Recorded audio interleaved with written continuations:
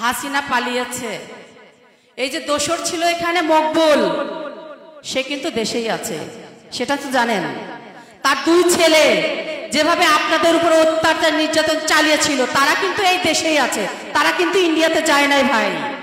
আপনাদের এই ভাঙুরাতে শেখ হাসিনার একজন দোসর ছিল, সে একটানা 4 বার 14 সাল, 18 সাল এবং 24 সালে কিভাবে নির্বাচন করে একটি অবৈধ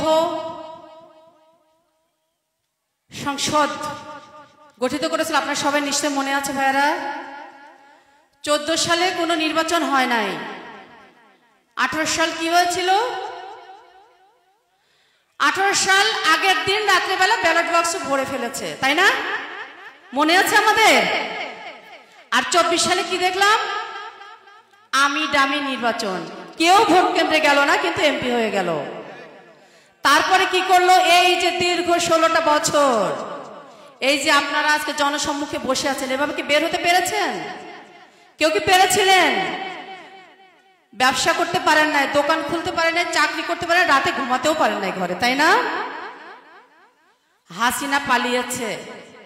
এই যে দোসর ছিল এখানে মকবুল, সে কিন্তু দেশেই আছে, সেটা তো জানেন। তার দুই ছেলে যেভাবে আপনাদের উপর অত্যাচার নির্যাতন চালিয়েছিল তারা কিন্তু এই দেশেই আছে, তারা কিন্তু ইন্ডিয়াতে যায় নাই ভাই। তাহলে কি করতে হবে এখন বলেন তো? সামনে ফেব্রুয়ারিতে নির্বাচন। আমাদের প্রিয় নেতা জনাব তারেক রহমান এই যে একজন নেতাকে পাঠিয়েছেন আমাদের মাঝে, তুহিন ভাই।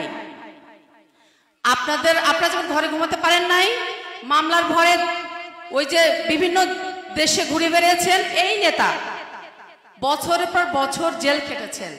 ওই শেখ হাসিনা তাকে জেল খাটিয়েছে বছরের পর বছর।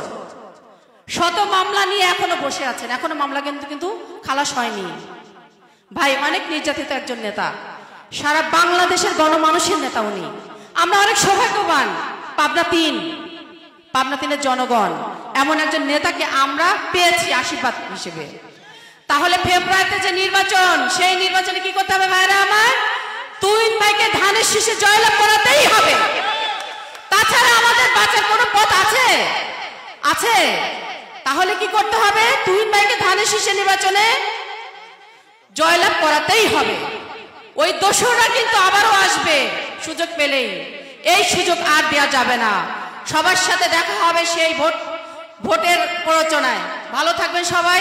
আল্লাহ হাফেজ। বাংলাদেশ জিন্দাবাদ। দেশ নেত্রী বেগম খালেদা জিয়া জিন্দাবাদ। তারুণ্যের অহংকার তারেক রহমান জিন্দাবাদ।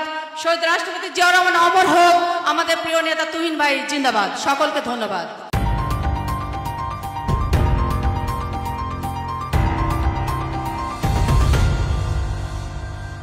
প্রতিদিন পাবনার সংবাদ একটি অনলাইন সংবাদ প্রকাশের মাধ্যম।